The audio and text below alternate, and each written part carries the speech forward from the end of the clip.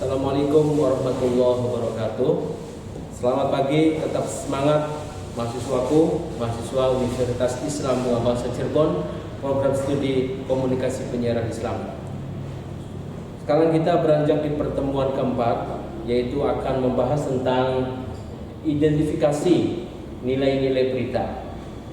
Yang mana di dalam identifikasi nilai-nilai berita ini ada subpokoknya, subbahasan pokok. Silakan bisa diperhatikan.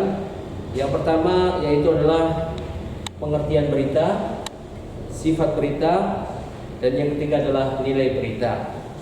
Kesesuaian antara mata kuliah hari ini dengan RPS yang pernah saya bagikan di kontrak belajar di pertemuan pertama, yaitu ini adalah mahasiswa mampu memahami dan menjelaskan pengertian dan sifat berita, dan mahasiswa mampu memahami dan mengevaluasi nilai berita.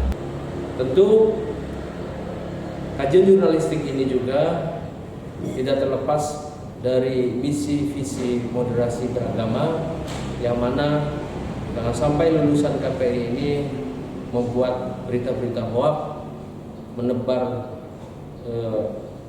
kebencian ataupun ujaran kebencian melalui media. Berita adalah informasi tentang suatu peristiwa, ide, atau fakta yang baru terjadi atau sedang terjadi, yang menarik perhatian khalayak dan relevan bagi mereka. Berita disampaikan melalui berbagai media seperti surat kabar, televisi, radio, atau platform daring dengan tujuan memberitahu, mendidik, dan kadangkala menghibur audiens atau entertain. Beberapa poin penting dari pengertian berita, ya. Yang pertama, informasi. Berita adalah kumpulan data atau fakta yang telah diolah dan disajikan.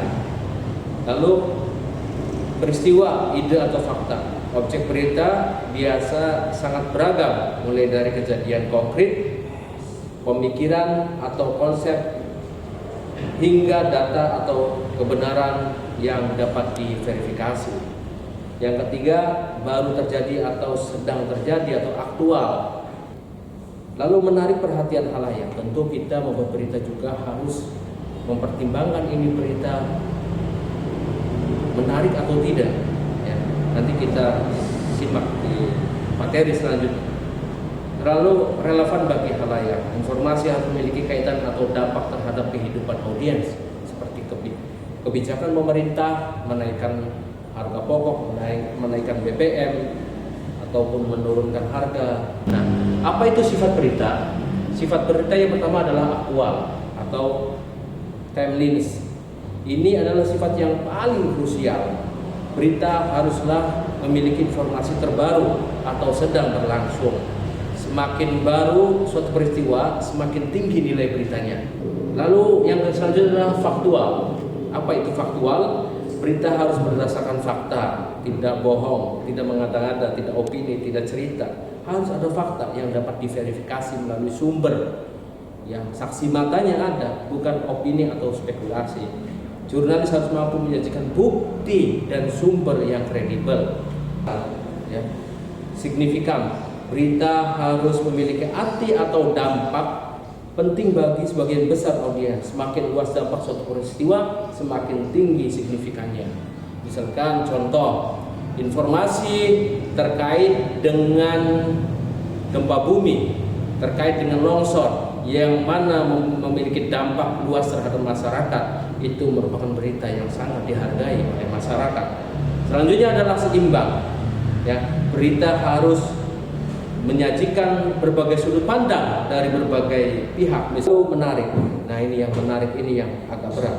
Bagaimana berita itu menarik, ya.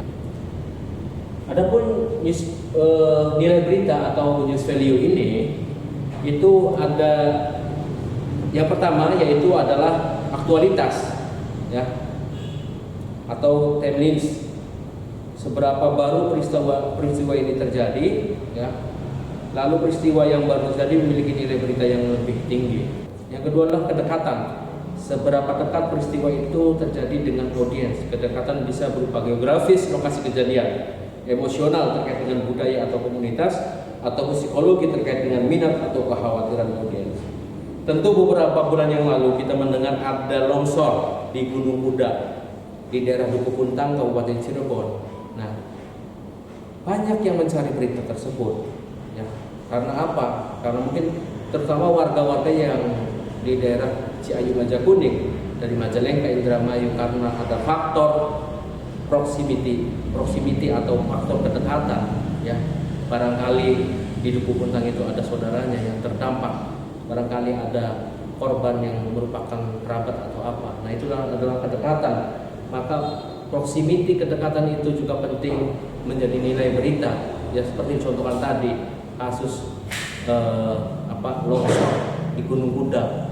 Yang ketiga adalah dampak, yang impact atau significance. Seberapa besar pengaruh atau konsekuensi peristiwa tersebut terhadap kehidupan banyak orang. Semakin banyak orang yang terpengaruh, semakin nilai tinggi beritanya. Ya tadi, longsornya Gunung Batu, banyak orang yang mencari nafkah, mencari keberuntungan di Gunung Kuda. Maka ketika ada kasus itu, lalu ada kebijakan ditutup, berapa ratus orang yang kehilangan pekerjaannya, dan itu merupakan salah satu dampak, dan ini merupakan dari nilai berita. Yang keempat adalah keistimewaan keganjilan, ya. Keistimewaan, apakah ada sesuatu yang tidak biasa, aneh atau jarang terjadi dalam peristiwa manusia cenderung tertarik pada hal-hal yang menyimpang dari norma. Misalkan ada kambing kakinya 5, ada ular berkepala kerbau, ada apa lagi? Ada pohon pisang keluarnya pohon nangka, dan yang keganjilan, keanehan-keanehan itu merupakan juga nilai berita yang bisa diliput menjadi berita yang menarik. Konflik, tentu konflik juga sama merupakan unsur nilai berita juga, ya. Seperti kemarin peperangan antara Iran dan Amerika, ya, bagaimana saling kirim rudal, itu juga merupakan nilai berita. Ketokohan yang tadi saya ceritakan dalam satu peristiwa, ada Ronaldo dan orang biasa di pasar, udah sama-sama serempet beca, maka faktor ketokohan itu Ronaldo yang akan diliput karena memiliki nilai berita yang berupa ketokohan. Yang ketujuh adalah human interest.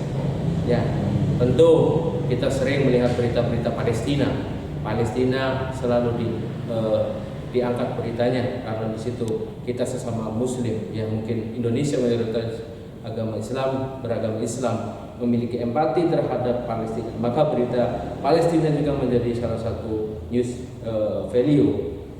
Mata uang tentu menjadi kebutuhan pokok, ya. Yang selanjutnya yang ke-8 mata uang. Bagaimana ketika dolar naik, perekonomian akan bagaimana, dan itu merupakan dari orang-orang yang banyak berita-berita yang mencari tentang harga kurs dolar terhadap rupiah. Maka mata uang atau ekonomi juga menjadi salah satu news value, progres dan perkembangan, ya. Informasi terkait IKN hari ini sudah jarang, maka progres perkembangan terhadap IKN juga banyak orang yang mencari. Sebetulnya IKN itu sudah sampai mana? Apakah sudah selesai? Apakah masih banyak yang belum dibangun? Atau konon rumornya banyak investor yang meninggalkan, dan itu sedang dicari progresnya sampai mana. Jadikah ibu kota negara ini di IKN? Yang terakhir ada yang 10 adalah relevansi. Ada keterkaitan. Informasi tersebut penting atau berguna bagi kehidupan sehari-hari audiens. Tentu yang hobi masak, cari berita tentang resep-resep terbaru. Bagi yang suka bola, bagaimana pertandingan kayak kemarin antara Thailand dan Indonesia. Atau yang suka fans selebriti, bagaimana perkembangan kasusnya Nikita Mirzani, dan itu merupakan yang relevansi dengan kehidupannya. Tentu bagi dosen komunikasi yang dicari bagaimana berita, ya, news, bad news, good news, berita jelek adalah berita baik. Untuk orang-orang jurnalis itu menjadi suatu guyonannya, begitu. Oke, contoh new judgment dan dalam praktek, ya. Bayangkan ada dua peristiwa yang terjadi pada hari yang sama. Ada dua peristiwa yang terjadi pada hari yang sama. Yang pertama adalah kecelakaan mobil tunggal di jalan tol yang mengakibatkan kemacetan kecil. Yang pertama ulang lagi, kecelakaan mobil tunggal di jalan tol yang mengakibatkan kemacetan kecil. Yang kedua, pengumuman kebijakan pemerintah baru yang akan mempengaruhi harga bahan pokok secara nasional. Maka analisa dari dua berita tersebut, seorang jurnalis dengan news judgment yang baik akan cenderung memprioritaskan berita tentang kebijakan pemerintah, yaitu nomor dua, meskipun kecelakaan nomor 1 juga merupakan peristiwa. Mengapa? Karena kebijakan pemerintah memiliki dampak yang jauh lebih besar dan relevansi yang lebih tinggi bagi audiens secara luas, meskipun kecelakaan juga memiliki unsur aktual dan mungkin kedekatan bagi mereka yang terjebak kemacetan. Namun, news judgment akan menimbang bahwa dampak luas mengalahkan kedekatan lokal dalam konteks ini. Jadi, tadi kalau ada dua berita, wartawan lebih memilih berita yang kedua, ya. Kenapa? Karena berdampak terhadap masyarakat luas. Adapun tadi kalau kemacetan kecil di jalan tol hanya lingkup kecil. Oke, baik rekan-rekan mahasiswa yang masih di ruang online, ya, ada tugas setelah berakhirnya perkuliahan hari ini. Untuk yang bertanya ataupun yang mau memberikan komentar, silakan bisa ketik di bawah ini, di kolom komentar di YouTube ini, ataupun bisa melalui WhatsApp pribadi saya. Nah, adapun tugasnya apa? Tugasnya adalah analisis berita. Ini tugas individu buat seluruh mahasiswa. Yang pertama, pilih dua berita utama, headline news, dari dua media online nasional yang berbeda. Ya, jadi dua koran yang berbeda. Kompas sama misalkan Detikcom atau Tempo sama CNN yang terbit pada hari yang sama. Ya, misalkan Tempo terbit hari Senin, CNN juga terbit hari Senin, sama-sama hari Seninnya. Nah, lalu pastikan kedua berita tersebut membahas topik atau peristiwa yang sama atau sama mirip. Ya, jadi dua, dari Tempo sama CNN ini membahas misalkan tentang kenaikan BBM, sama-sama membahas. Nah, instruksi keduanya adalah baca dan pahami kedua berita tersebut secara seksama. Dibaca semuanya. Yang ketiga, jawab pertanyaan berikut, ya. Nanti ada pertanyaan berikut dalam bentuk esai singkat, ya.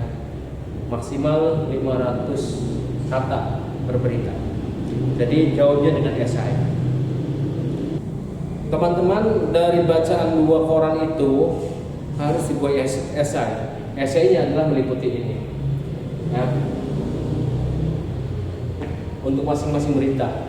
Yang pertama, identifikasi nilai berita, sebutkan dan jelaskan, ya, minimal 3 nilai berita. Apa saja nilai berita yang ada dalam koran tersebut? Apakah ketokohan, apakah tadi proximity, kedekatan, apakah karena ada relevansinya. Nah, berikan contoh kalimat atau paragraf dari berita tersebut yang menunjukkan adanya nilai berita yang Anda sebutkan. Yang kedua adalah yaitu terkait dengan penerapan news judgment pada berita dari koran tersebut, dari Tempo dan misalkan dari CNN tersebut. Apa yang melatar belakangi media tersebut menonjolkan aspek-aspek tertentu dari peristiwa ini. Ya, tadi tugasnya berarti analisis berita. Baik, terima kasih teman-teman semuanya yang sudah hadir pada pertemuan online hari ini. Ya, tetap semangat. Dan jangan lupa kumpulkan tugasnya tepat waktu. Demikian yang bisa saya sampaikan. Tetap semangat, sehat selalu, jaga toleransi, dan tetap dalam sebuah kebahagiaan. Assalamualaikum warahmatullahi wabarakatuh.